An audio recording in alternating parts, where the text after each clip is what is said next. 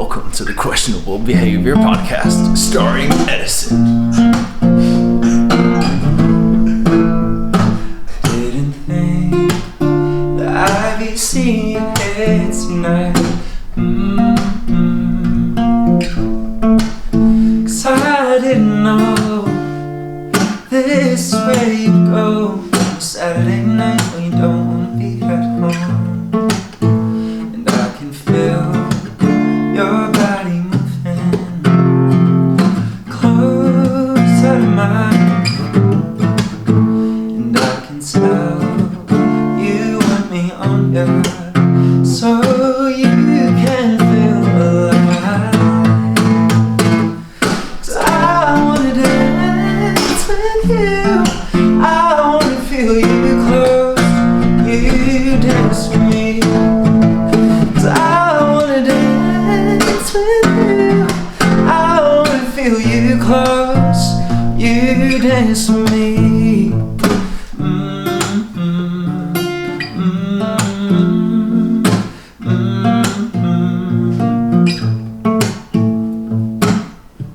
All I want is to see you tomorrow.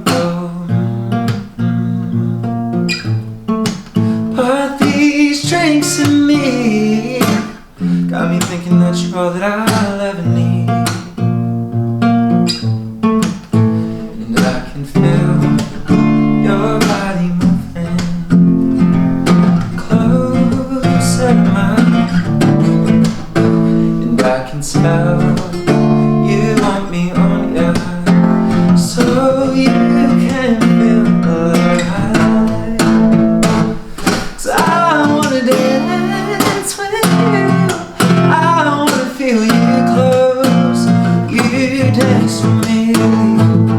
'Cause I wanna dance with you, I wanna feel you close, you dance with me.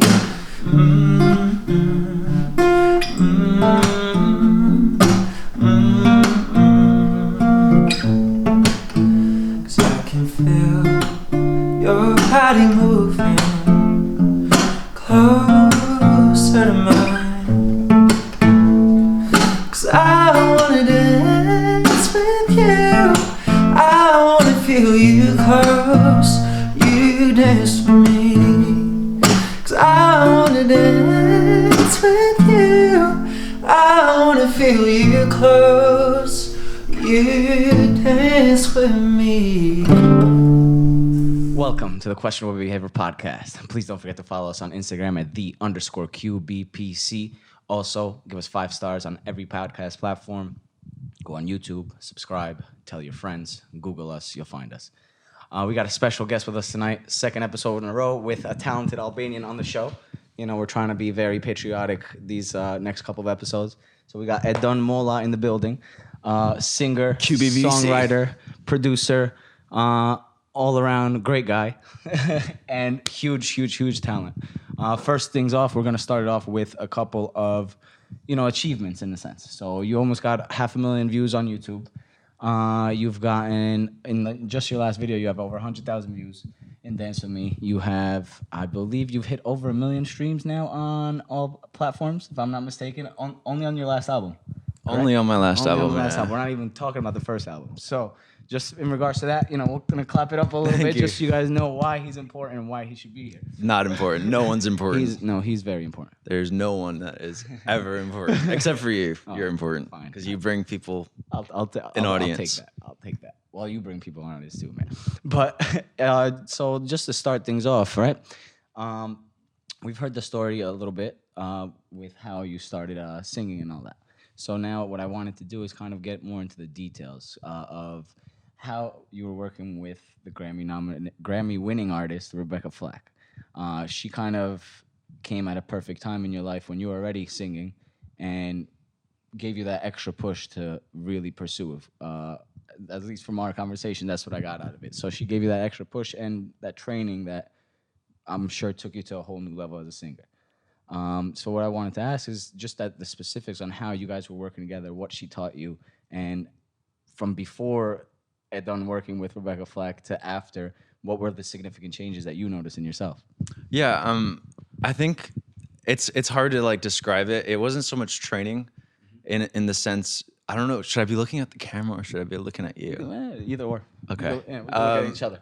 Perfect. It's a romantic podcast, guys. We got the candles out. So basically, the training wasn't so much like her teaching me how to sing or how to write songs. It was more of in an interesting way, a confidence boosting scenario where she saw talent that I didn't recognize because I wasn't around music the way I was.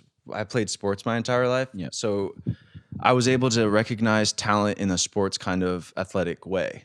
But musical talent, I didn't know anything about. So I spent so many hours working on music before I met Roberta Flack for fun. I just enjoyed creating music or learning guitar, piano, singing. It was never anything that I ever thought would be a career. Yeah. So what you're saying is basically you just at that moment, even though you were practicing, singing and playing the guitar, etc., you just didn't understand what it was that was good about you yet, and she kind of brought that to light for you in that sense. For sure. I think the thing though. So when I sang to her, in my head, I had all the confidence in the world because it's kind of like when you start something, it's this weird dynamic of like people that are really talented. I'm not saying I'm really talented at this point. Just okay. one. You could be cocky. You could be cocky. It's not. fine. So people that are really talented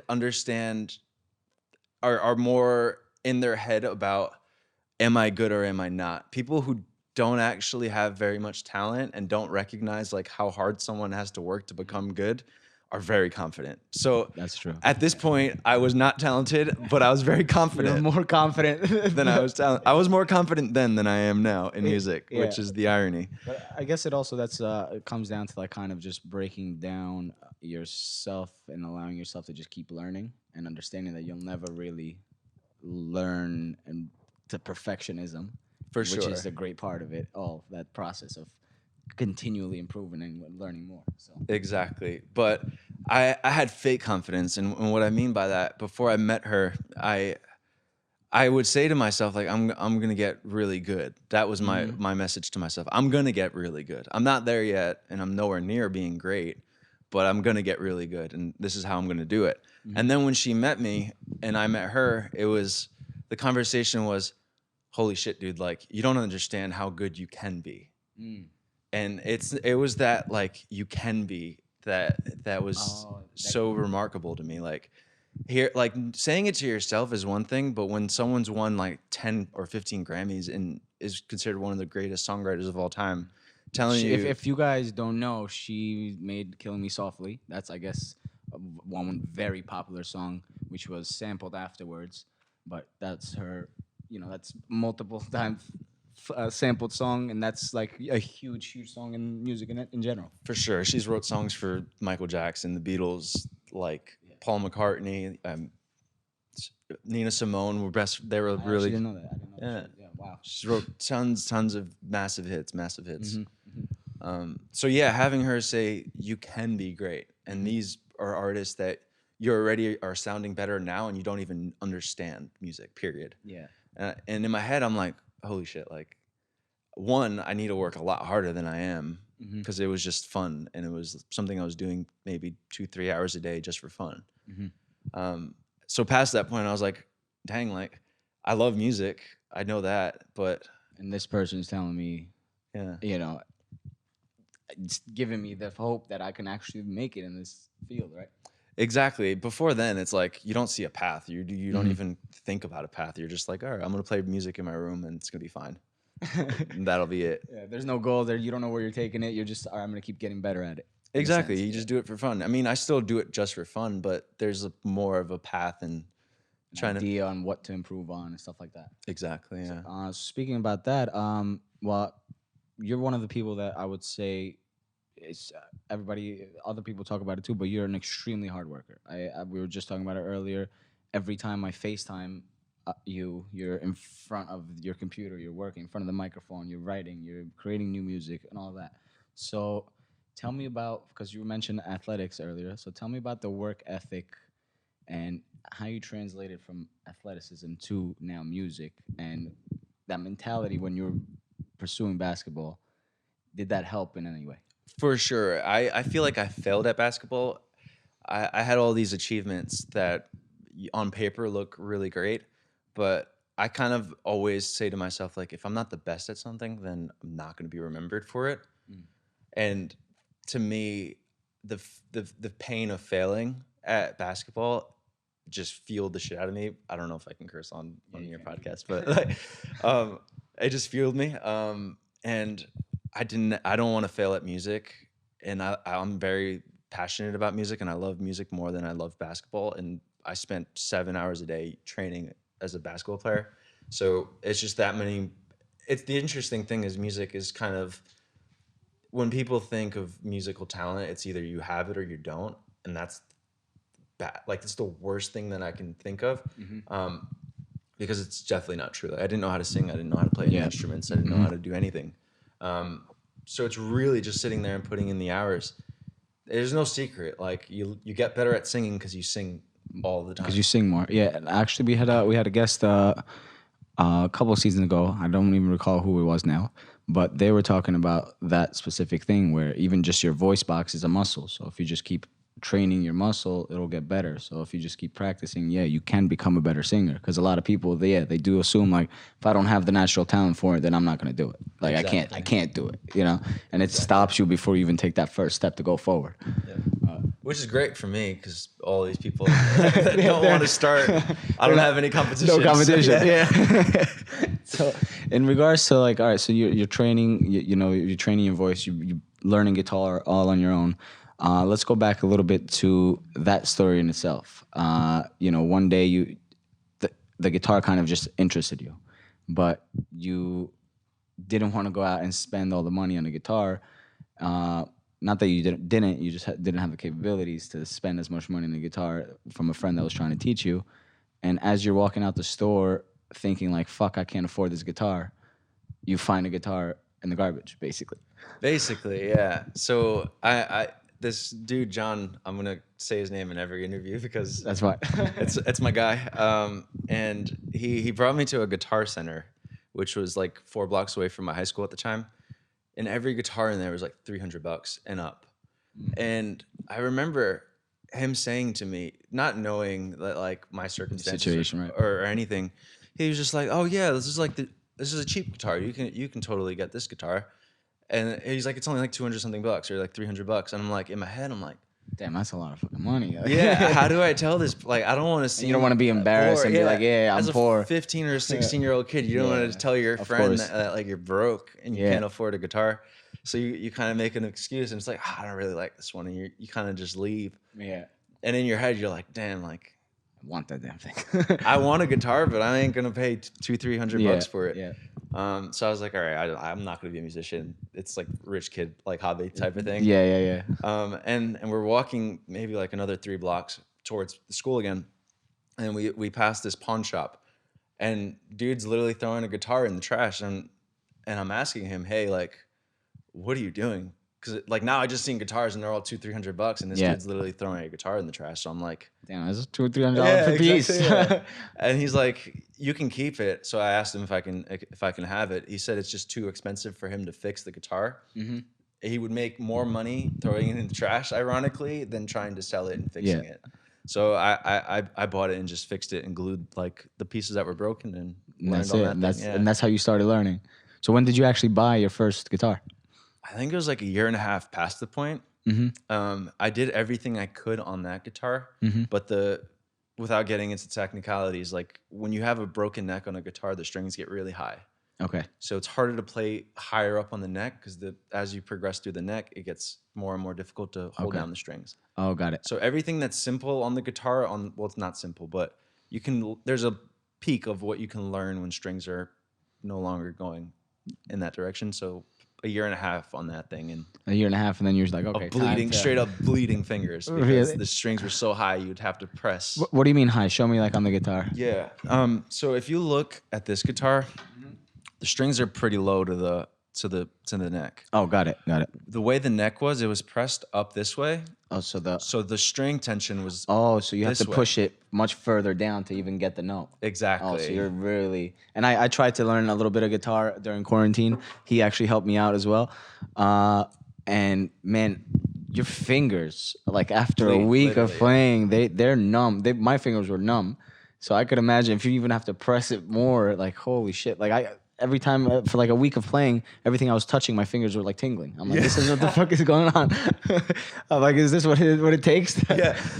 It's like, what did I get myself into? Yeah. And that's kind of when you realize how, well, first of all, how like you progress in regards to learning, but you realize how hard it really is, you know? So like you're learning, you're sitting there and it's like so awkward at first. And that's why it's so easy to quit when you start something, because it's so hard in the beginning. I couldn't even get my fingers to fucking bend the way they're supposed to bend, you know? For sure. And then eventually a week later, I'm like, oh, wow, I'm playing this song.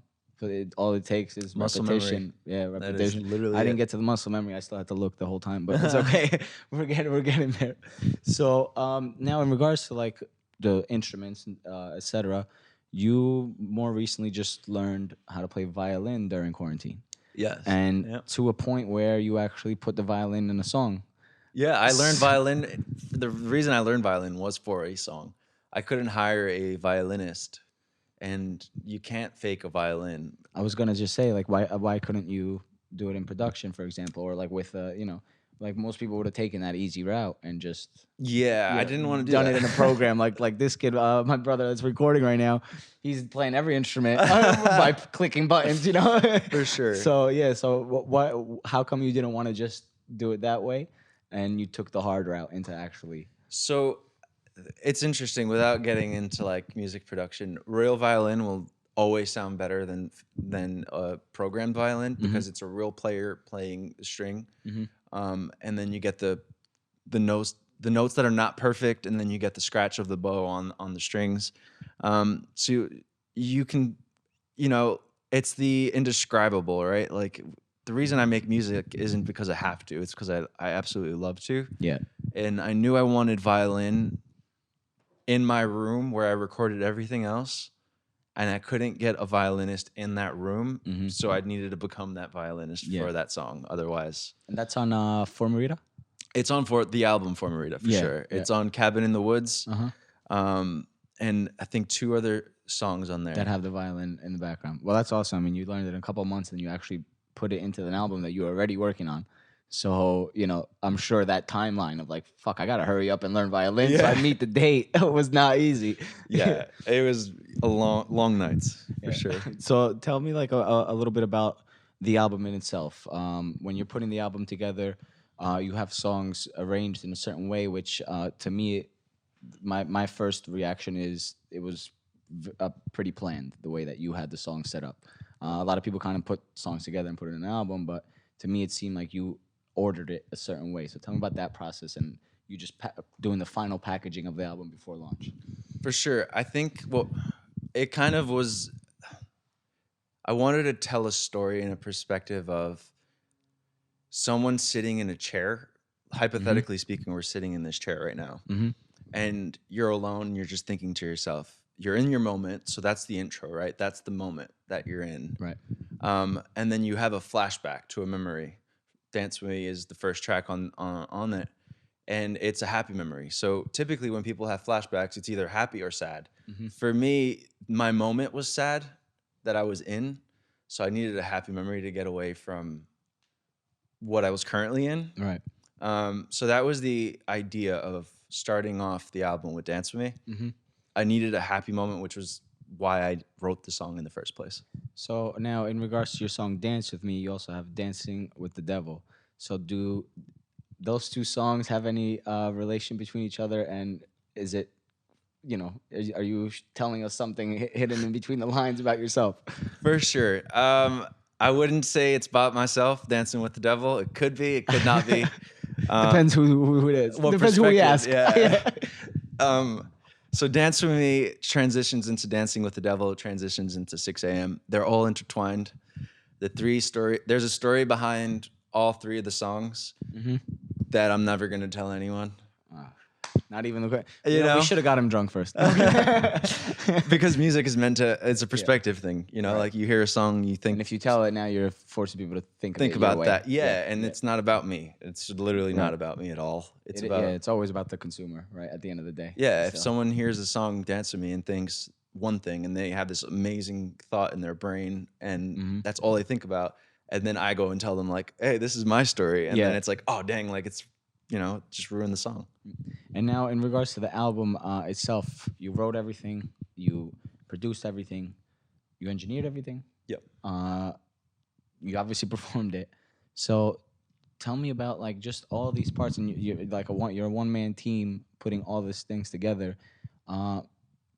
Just tell me about like what it took for you to like learn all these different aspects, and why not take the easy route and have someone produce it, and you're just like, okay, I'm gonna learn and make it sound better. Because when we discussed your first album, you critiqued yourself and said I didn't like the way it sounds. Yeah. So now you took that and you did it yourself to sound better in the next album. For sure. So tell me about that learning process, and just again in regards to your discipline, because it's easy to kind of just stop learning when things get hard. Yeah. I think it's, for me, on the first album, it was easy to make mistakes because mistakes, one, obviously, but two, it was easy to make excuses for things. And I never want to be in a position to say, Edison, you listened to my song and you didn't like Dance With Me. And then I can go back to you and say, oh, it was the producer's fault. It was the engineer's fault. So you kind of just want to put everything. If you don't like my yourself. song, it's because you don't like my song. Like, there's no excuses. I did it. Yeah, I can't make an excuse, and this is what it is. Yeah. So with that being said, we're gonna just take a quick break, and we'll be back right after some sponsored messages.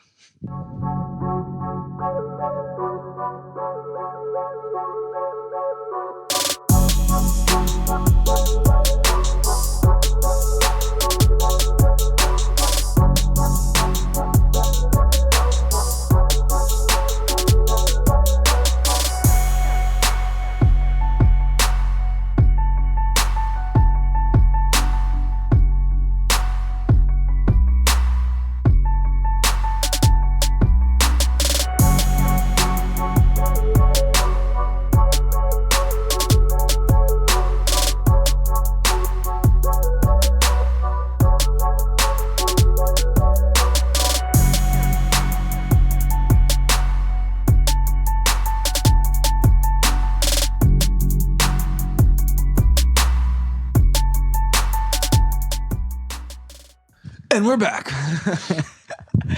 There we go. He's taking my fucking flame, my spark. You know, always trying to take the moment. We're back. Shout out to Sheep It brand that you guys just saw. Actually, they also have a gift for Edon, which is this hat. Whoop, whoop. Shout out to my boy at Sheep It brand, and make sure you go shop Sheep It. So let's get back to, we were just talking about, you know, if anybody dislikes any of his songs in his album, it's 110% his fault because he made everything.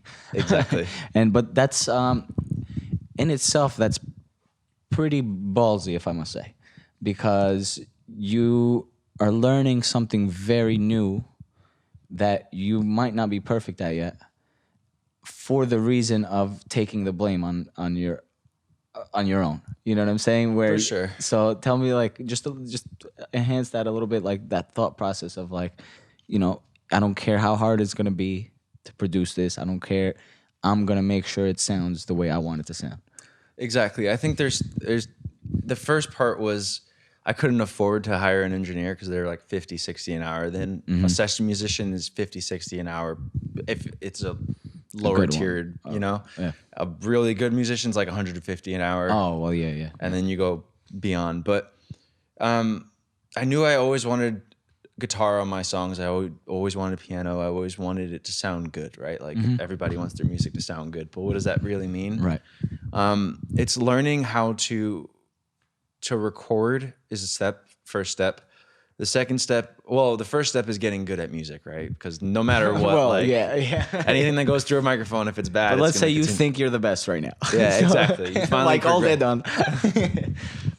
So you progress, and then you learn how to record, and then you learn how to produce. That was at least the steps I took. Was why doesn't anything sound good yet? So that's engineering. So I had an opportunity to go to a really nice recording studio, and I recorded a song there, and everything sounded great. Like I recorded everything. Someone was able to help me out and figure out everything. I spent that 2 hours though, literally every single question I couldn't figure out on my own was just drilling the engineer and the producer there. And I was like, how do you do this? Like, how do you do that? And they're like, dude, just record your song. And I'm like, stop asking these damn questions and record. That's what you're here I'm for. like, what kind of microphone is that? All right, why are you using that microphone? Like, why are you using this audio interface? Why are you using like this preamp? Yeah. And these people were open, so they like gave me all of their thoughts and like their process. And I was like, to be honest, like I can do this myself. Like, yeah. I built a studio from literally the ground up. Like we got sledgehammers and like broke walls, and we built a studio from the ground I up. think you just posted a video more recently, actually, of you drilling into the concrete. Drilling into the concrete. Yeah. I had there's a mathematical problem when you build a studio. A box is not really great because there's so many reflections in a box. So you kind of want more of a rectangular spaced room. I went deep into like. So you're really looking at like how the sound travels in the room. Exactly.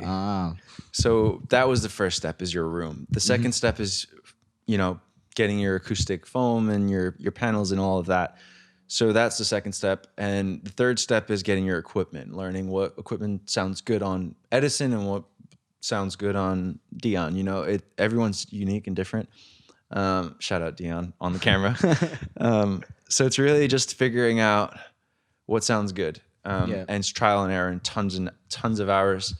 But now I can record at any point I want, right? Yeah. So every time you call me, I'm literally recording. Right. If I had to travel to a studio, that's an hour to travel there, an hour to travel back. So 2 hours of my life. You could do there. Exactly. And you don't actually have a recording booth set up, so you must have set up the room in a way where you can kind of just leave the mic in the space that it is. Exactly. So tell me like more let's get a little bit on the nerdy side of how absolutely. the sound, how the sound it. travels, so that so you get a crisp sound in an open room. Because basically it's like an open room like this, and your microphone is sitting there, and it's you're not really capturing any background noise. So how do you do that? For sure. So the room is actually soundproofed entirely.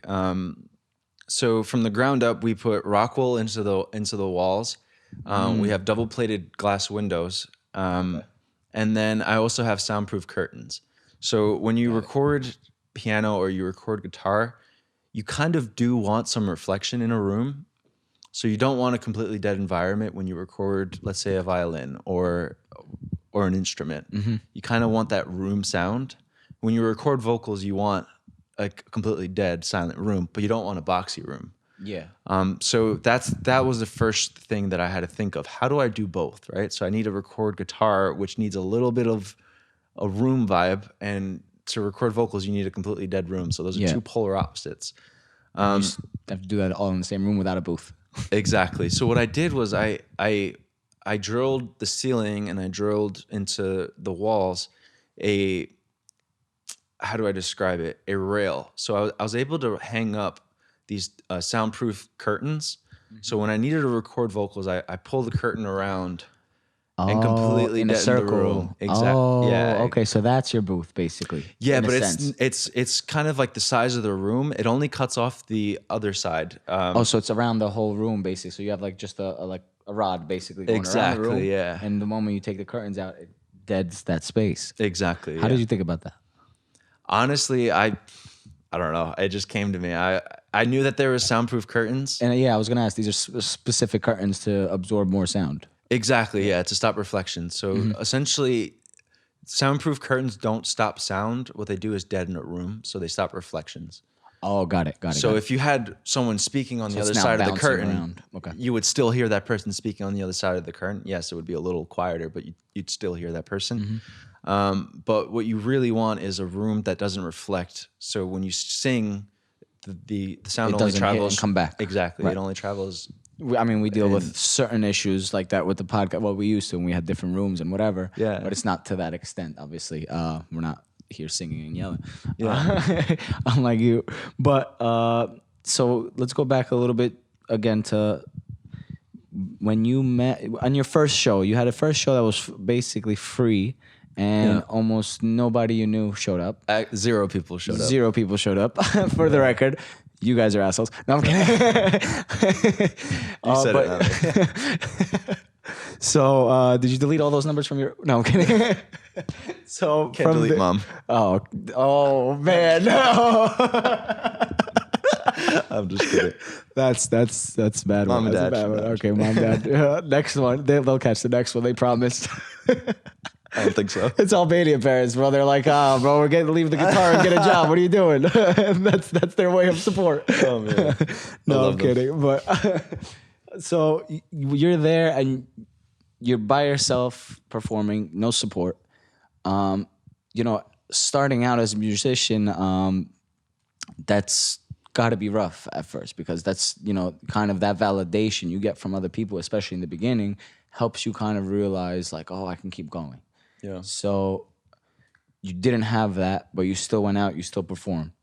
So tell me what was that your first feeling, and how did you actually feel low and stuff when you were performing, or did you psych yourself out and was like, I don't care, this is my first performance. Dude, doesn't matter to me. Was ecstatic. Like, I didn't care if no one showed up.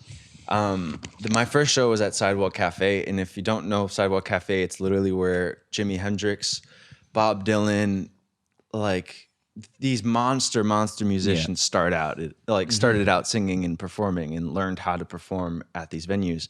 So when I first like got the opportunity to perform there, I was like, y'all, like, you don't understand this is like the most incredible thing, because these other musicians, and at the time I was still doing music for fun. This was maybe like a few weeks after I met Roberta Flack, or before, I can't remember. But in my head, I'm like, Jimi Hendrix played here, like, Yeah.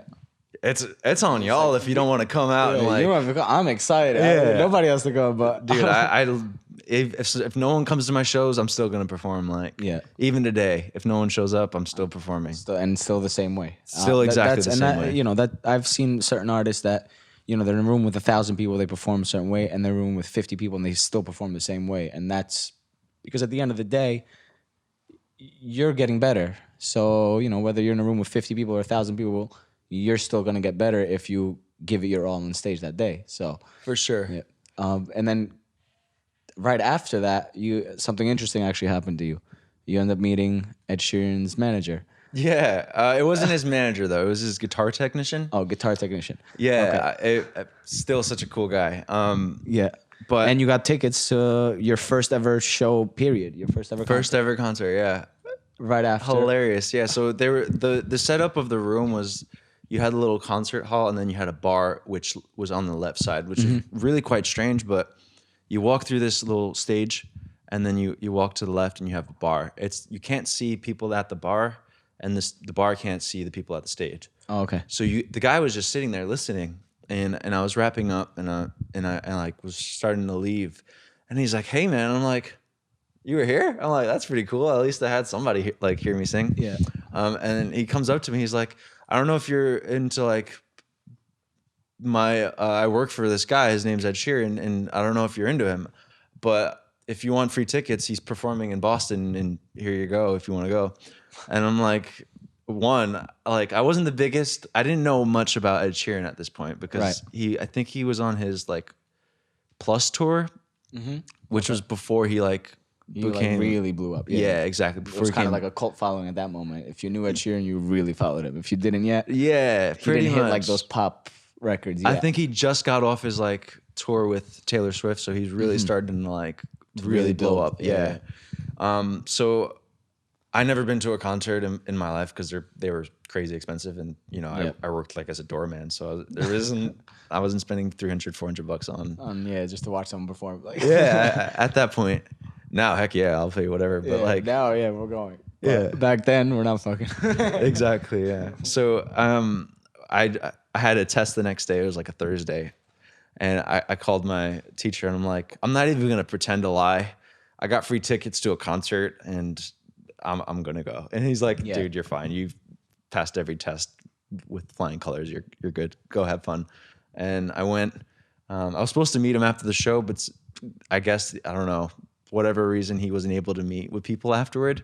So that kind of sucks. But it's a blessing because I want the first time that I meet him. Yeah, to be like on the same level in a sense. Well, I don't think. On the you know, same stage, let's say for the first time. At least, and then later, on the same level. I'm really competitive, but like, yeah. So, but that's awesome. So the first, so even though, like, it seems like throughout your life you just kind of had certain signs that were like, hey, you should sing. Oh my god, dude! When I went to that concert, it was the most amazing thing. Like, for someone who's never been to a concert, when you go to a sports game, half the crowd is usually split.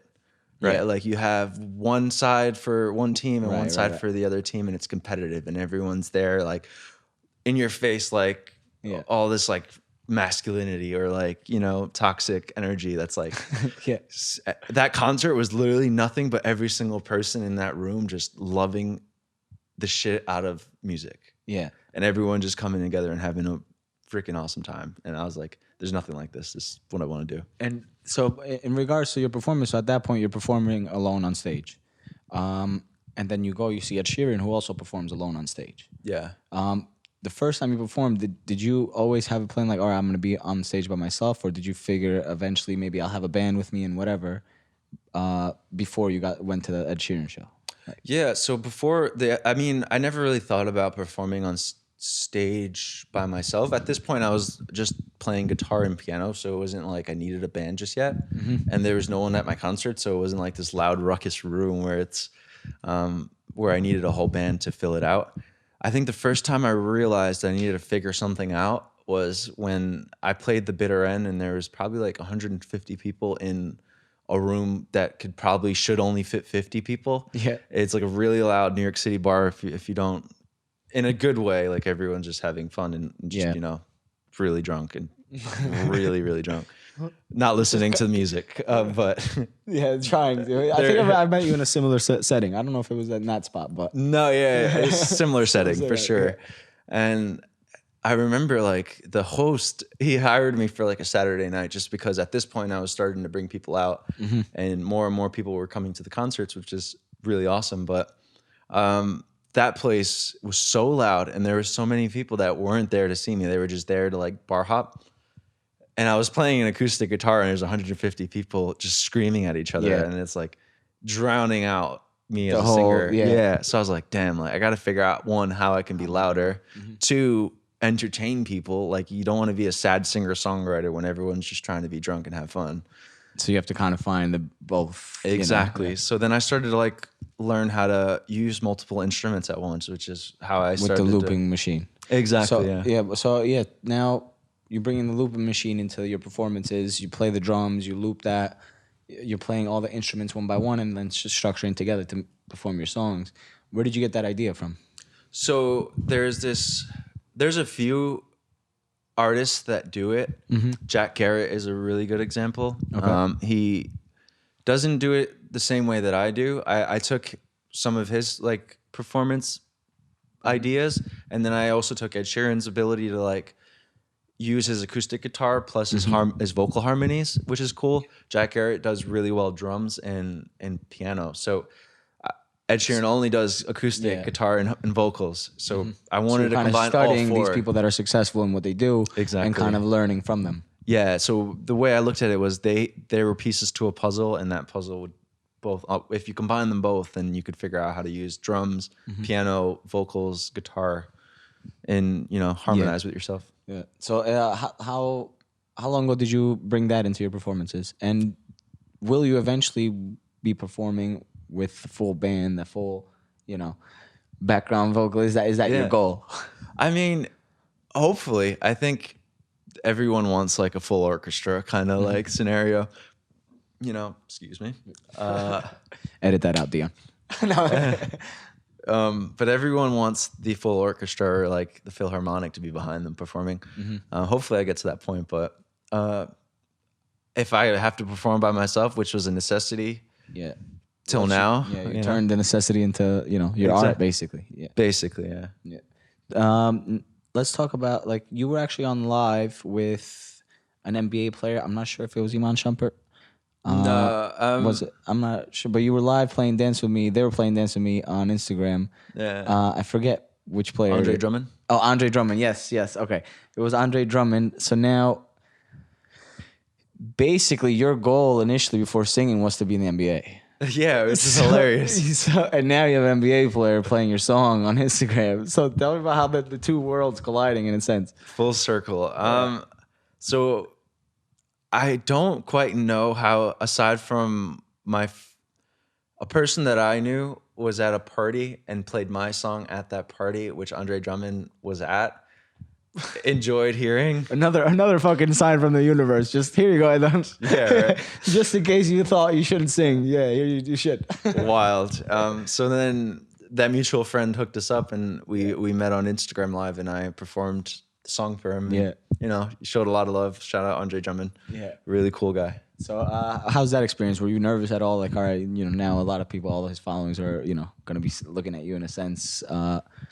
Like, tell me about that feeling. Or is it because you're in front of a phone, it doesn't really matter too much? Yeah, I thought it was awesome. I mean, I kind of just looked at it. I didn't even realize how many people were on the live. There's probably a lot, but like, to me, it was me and Andre Drummond just having a conversation, which is like strange to say because there's other people watching that conversation. Yeah.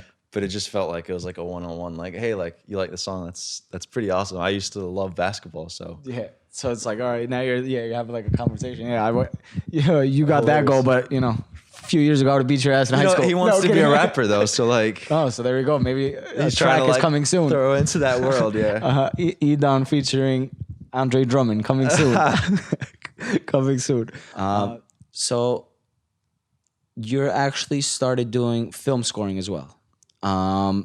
You finished a Bollywood movie. Yeah. You finished the score for the Bollywood movie, and you more recently are doing some score for Amazon and Hulu. Yeah. So tell me about how you brought yourself to like work on movies, and was that always an idea for you?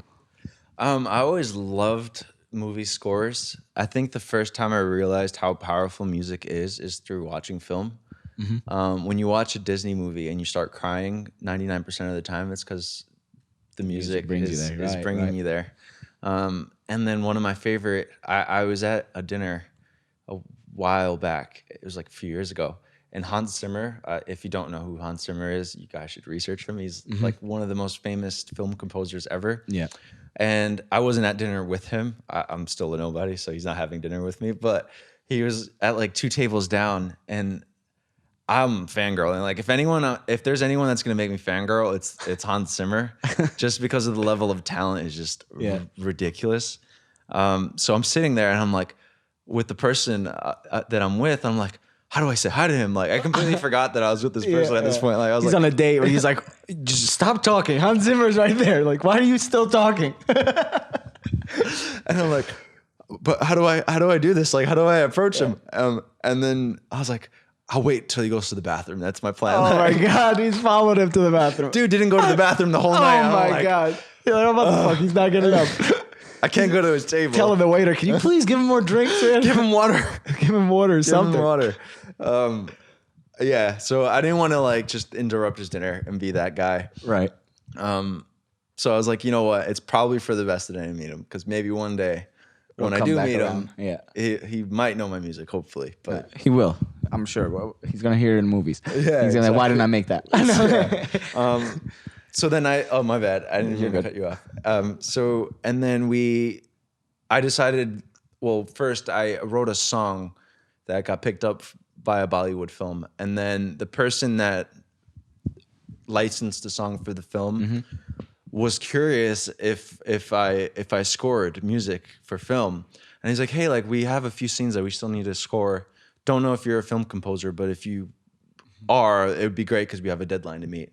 And I was like, hell yeah, I'm a film composer. Yeah. Man, I do the same thing. If there's an opportunity, Yeah, of course I do that. And it's like, oh shit, now I gotta figure out how to do that. Dude, I didn't sleep for like 2 weeks straight. Trying to like study now, like Learn how to do I- freaking film compose. Yeah. So how is that process? They send you the scenes and they tell you kind of the mood they're trying to get, and then you're doing it from scratch, or how? Yeah. So the way that one worked, I got a script. I didn't get the full scenes yet because they hadn't filmed the pieces that they needed just yet. Okay. So it's a documentary about global warming, and they gave me the length of time and the script. So that's the way I had to start, and then they gave me the actual interviews. And I was able to score off that, which completely changed the original score. So I had to stay off an extra, like, Oh wow. Okay. yeah. But it was a great learning experience, you know, like just. So now, in regards to like the I guess the more business side of things, when you're, you know, scoring for a movie, etc. How does the licensing and this that type of stuff work out? Yeah, I can't go into like, of course, the Not the number details, but in detail, regards but, to like, are you getting paid for this case? Are you getting paid up front? Are you gonna get paid something up front plus all the times that it plays on TV, etc. Or how does that kind of? So there's numerous ways that an artist would get paid, or a film composer will get paid for a score. There's the upfront payment, and then you typically get royalties on the film, and depending on your level as an artist, that, you know, fluctuates. So you can get 2 or 3% of the revenue from a gross percentage, or you can get it from a net percentage. And then you also get mechanical royalties. Right. So every time the film is played, let's say on Netflix by 100 million people, you get $100 million. That would be nice.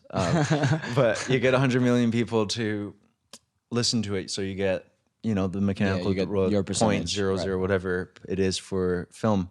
So there's usually a 3-tiered approach. Shout out Rona. Yeah. Oh, and her art back there. You And know her what I art. mean? We got my brother on the camera and my sister's paintings in the Talented background. family. So yeah, they're definitely more talented than me, or at least I was at their age. Huh? Your handprint is on this painting? You see that little hand right there? That's my hand. Where? Right there. Where the big heart is. Oh, right here. Oh, damn. I didn't even Artistic. realize. Yeah, it's a lot of cool stuff. The funny thing is, her paintings, you could flip them any direction and it kind of makes sense. This was originally supposed to be this way. I used to play this game called Kingdom Hearts. That's what that reminds me of. But Oh, yeah, Kingdom Hearts. I remember that Classic. game. He doesn't play games anymore because all that time goes into singing. I'm a lonely man. A lonely, sad musician now. And because when he does go out and is not lonely and is on dates, he's looking at other tables and finding Hans Zimmer. So we'll blame it on I that. shouldn't have been at that restaurant. It's your fault. You probably picked it out, so it's 100% your fault. Definitely my fault. He's gonna make a song about it soon. No, I'm kidding. Cry about it. Yeah. Well, no, he doesn't even cry anymore. He just makes music. Yeah, tears don't flow out of me. They're only musical notes. They musically come out. Yeah, exactly. Here's my musical tears. So, in regards to that, a lot of songs are based on love and a past relationship, it seems. I don't know if it is past Hypothetically. relationships, let's say, yeah, hypothetically, but a lot of songs are based on love, based on relationships. And tell me about that in general. Did anybody from your past that you may have wrote about figure out that that's about them? For sure. I'm very descriptive in my writing. So I think, yeah, people know who the songs are about. I would never tell anyone who the songs are about. Have you ever had an issue in regards to that, where someone was like upset? Once, but that person never really spoke to me again. So Regardless of the fact. yeah. So Wait, did they never speak to you again after hearing that song? They're like, that's it? no, it was the song came out after that person never spoke to me Got again. it. And even after the song, she didn't. Nope. Yeah. Oof. No. Tough. Yeah, how about the opposite? Has it ever rekindled something? Yeah, it has, but I'm not really a person that, like, you know, when people break up, I'm not, you know how some Me either. the back and forth. I think there's usually but it rekindled kind of like a friendly for sure. relationship kind of thing. Like, oh, okay, I didn't know you felt this, whatever. 100%. Yeah. How are those conversations in general? I think they're interesting.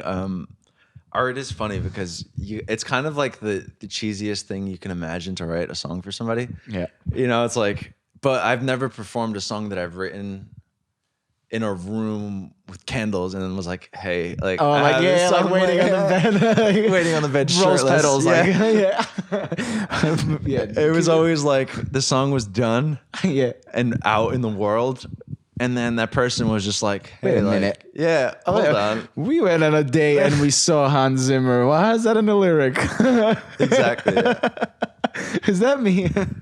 Exactly. So that was usually how that goes. Yeah. So talk about like your writing process in general. Like when you're sitting down and you're writing a song together, how what's that process for you? Like, do you put yourself in a zone, or do things just come and you just jot them down and then build from there? I learned from a really incredible songwriter to never have things that tie you to something. So like this person, I forgot who it was specifically who said this, but they said don't do things twice, in a sense of like, don't have the same candle lit, and no, you can no longer write songs without a candle being lit in the room. Because then you get stuck in that mode. Exactly. So I kind of just, if I'm walking down the street or if I'm by my piano or if I'm by my guitar and I have a cool idea that just pops into my brain, it's really just about like, you get this initial idea, and usually ideas feel great in the moment, but as you progress through it, you're kind of like, oh, that's a terrible idea the next day. So it's really having the drive to be able to like sit there for hours trying to figure out, or weeks or months, and flush that idea out. Mm-hmm. So the initial idea is just random, right? Like you could be at a piano, the melody will come to your mind, and that melody will make you feel something. Mm-hmm. Then comes then you're putting away the grind. And like you said, you're not doing anything the same way. So maybe sometimes the melody comes first, another time maybe a lyric will come out first, and then you build around that. Well, that's actually very interesting, because when we interviewed Timek from Poland, he's #1 artist in Poland. Sick. Constantly touring around Europe, etc. So initially he was like, yeah, you sit down and you write, but then you get to a point where you're on tour all the time. So he's like, literally, he's transitioned into writing on the bus while he's moving from one place to another, or he's cool. Like writing right on the spot, because you don't have time anymore to just sit and write. You lose time. As you get more successful, you lose the time to actually create. All the time in the world, guys. Thankfully for the quarantine, we got movies coming out. We have Amazon. We have Hulu. The quarantine probably did help a lot of people in regards to that, I'm sure. For sure. But that's the interesting part, that like as you gain success, you kind of lose the time to be that. To sit in a room and to actually do what made you successful to begin with. So you have to kind of like maneuver around what things are coming. So in regards to that, has like anything, what would you say has changed from the beginning on how you used to make music till now? Like what would be the major change if you're looking back at old Edon, you're like, man, I can't believe I used to do things like that. I don't think there's anything that's changed, to be honest. Like I couldn't name anything that has changed. Like I remember the first song I've ever written. It's in my notes on my phone, and it's like the worst, cheesiest, like worst lines. So there's really nothing that's changed. My music is still really cheesy and shitty, but like it's more of like with 1 million streams. It's more about just putting in the hours. There's like no secret. Like I can't sit here and lie and be like, oh, I changed X, Y, and Z, and now I can write songs better. Mm-hmm. It's just I wrote really shitty songs for a long time and then continue to get better. I still write really shitty songs, but hopefully tomorrow I can write a better song, like. So every time you're kind of like sitting there and you're just self-improving, you keep going and it just becomes better because you do it more. Exactly, as simple as that. Yeah. Literally that. Like there's no secret, unfortunately. So when we were talking earlier about like self-critique and kind of just realizing that you can always get better. So how do you handle critique? And self, do you have go-to people that you're sending your tracks to and that are honest with you and telling you this is shit, this is good, whatever? And how do you handle that? Yeah, now I do. I didn't for a long time. I was really hard on myself to figure out like what's good and what's not, and I needed to do that because I didn't have anyone to bounce ideas off. Now I have a team that I can send it to, and they'll give me an honest opinion. That's the reason I send it to them. I don't want people to be like, "Hey, this is great." Like, yeah, it doesn't help me. It doesn't improve. help at all, right? So the people that I have around me are really honest about it. And sometimes they'll say something's great, but I'll hate it, like, and go back and redo the whole thing, and then it'll become shit, and they'll be like, dude, it was better. It was better the before, first time. So it's always like you got to balance, like, one, are you comfortable with what you're creating? Because at the end of the day, it's like your name on it, and two, you know, like art is meant to be, it's different, so everyone has an opinion on it. So, in regards to that, to your current album, is there any tracks that you've made twice?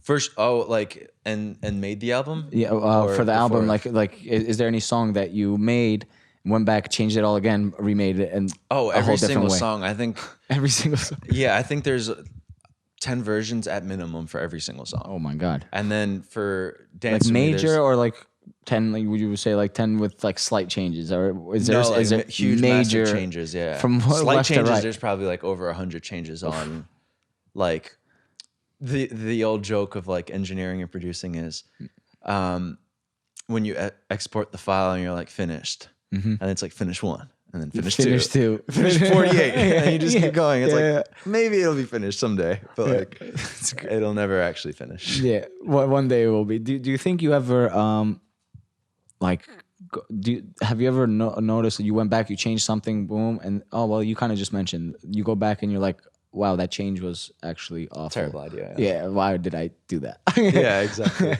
So the last thing before we close out the show, I want to kind of go back again to basketball. Yeah.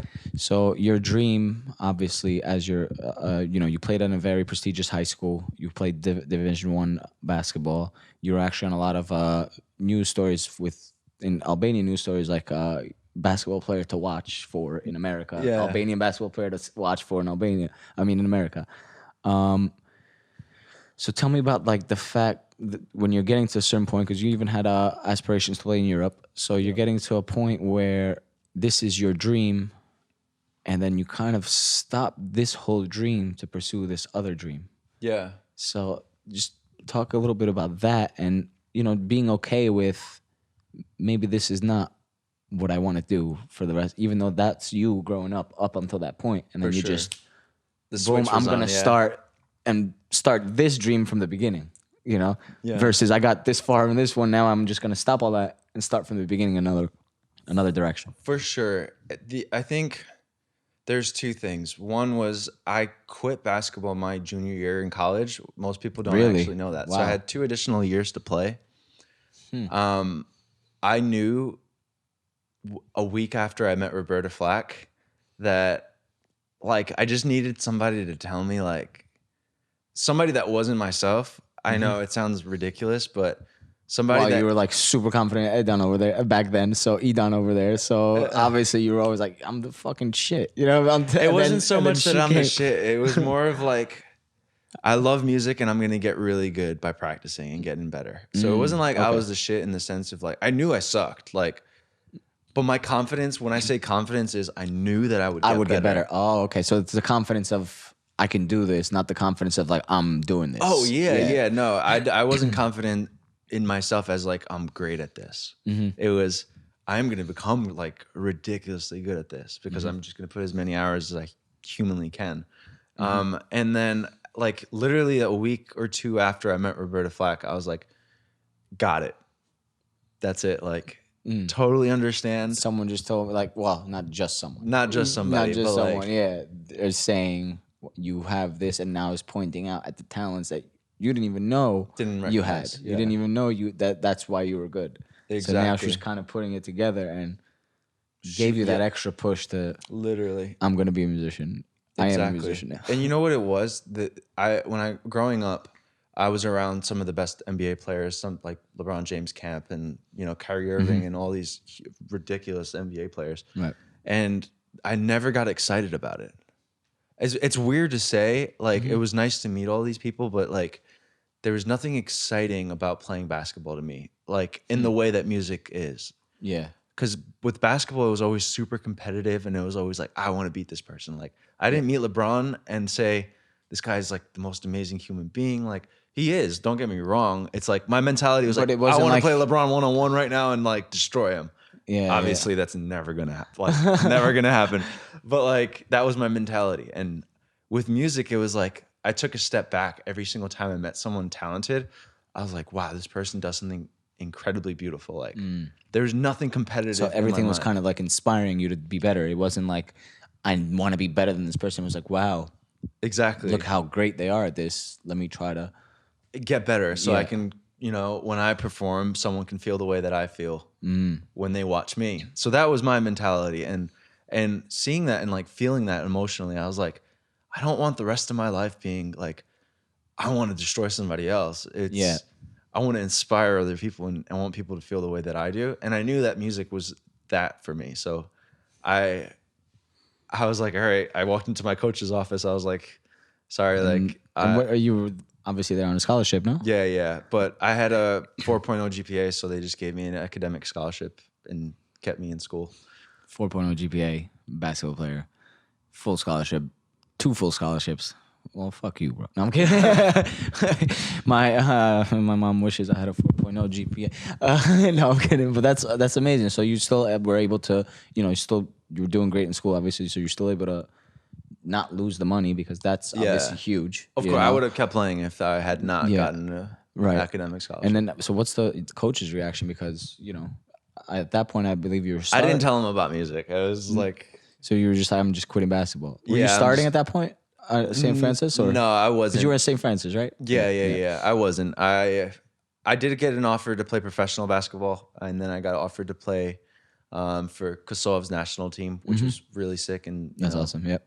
performing for an Olympic team is pretty freaking awesome. But all of that didn't excite me in the sense that like sitting in a room playing piano with somebody else was far more exciting to me than than the Olympics. Like think Yeah. about that logically. It's like It's like what? What? Yeah, what are Exactly. you It doesn't talking make about? What are you sense. telling me right now? It doesn't make any especially sense. because every I feel like every kid, like every male kid, kind of like gravitates towards Exactly. sports anyway. Yeah. You know what I mean? So that's like when they see sports, like, oh my god, I want to be in the Olympics. I want to be in the NBA championship. So now you kind of Exactly. just starting to realize, like, oh, this is not for me, and just yeah, I'm sure it was hard to give up. hard in a sense. conversation for many Hard people. conversation. but Yeah, not for me. for everybody around you is like, bro, what are you doing? Like, you've been putting in so much work to just give it up, and you're like, yeah, I didn't. I haven't touched a basketball since. Like, get the hell out of here. dude, Time to play him one-on-one, guys. This is the time. This is your moment. The time. This is my moment. like maybe I'll play like once a year, like if that. Yeah. But people, and it's always because somebody else wants to play. Like Right. it's never like me wanting to play.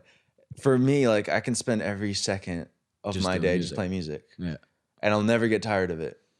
And like basketball, like if I can give something up in a day, which is exactly It that. wasn't- Like yeah. I walked into my coach's office and didn't touch a basketball for like 3 years after that. And then that was it. That was it. For everybody else, I was like panicking and freaking out. Like, dude, you spent your whole life doing this, and like you're about to Okay, go. I'll like, spend the rest of my life doing something else, I guess. I'm So gonna, that's it. I'm gonna live my life the way I want to live it. Like, So, like every musician, once you put something out, people consume it, and then they're waiting for the next thing. So, sure. We always kind of ask this question on the show: is what's next? In regards this to that podcast. Besides this amazing podcast, This fantastic, fantastic. 5 stars. What is next for you? I mean, we talked about the film scores, we talked about Amazon, we talked about the Hulu, but what's the next plan for you? Is there another album already in the works? Talk a little bit about what we're gonna see from it. For sure, there is another album. It's not gonna come out for a little while, Mm-hmm. just because I haven't lived enough life between the last album and the next one that I want to release because it's really personal and I write stories about myself. So I'm gonna put out collaboration projects for the first time. I'm gonna be working with some pretty cool artists, and just Anybody you want to shout out? not just yet. Sorry, Almost guys. got him. Not just yet, because the thing is like you want to put out a song and then the business side of it gets into it. Like, Well, yeah. As much as you love the artist that you're working with, you also have to love their lawyer and you have to love their manager. Well, you don't actually have to love their manager and lawyer, but you have to get along with them so that the song can be released. Right. And sometimes, no matter how good the song or how good the Might collaboration not be is, released because of that. Yeah. exactly. With that being said, everyone, make sure to tune in to the Questionable Behavior podcast. Google us. Go click. Oh, subscribe. Subscribe one of these corners in the video. You have to click and subscribe. Check us out on Instagram at _QBPC, and also make sure to tune in to Edon's latest album, For Marita. Edon, tell everybody your Instagram, your shout outs, your last minute. This is the last chance you get to talk on camera. Cool. Be kind to each other. I think that's most important. And then just follow me if you'd like. It's at EDONM. That's it, ladies and gentlemen. Thank you for tuning in, and you'll be seeing us shortly with much more interviews to come. And you're gonna see actually Penthouse Views is a new show coming out. Edon is featured on that. We're wrapping that project up now, and hopefully by March, everybody will be able to tune into that as well. Thanks again, and subscribe.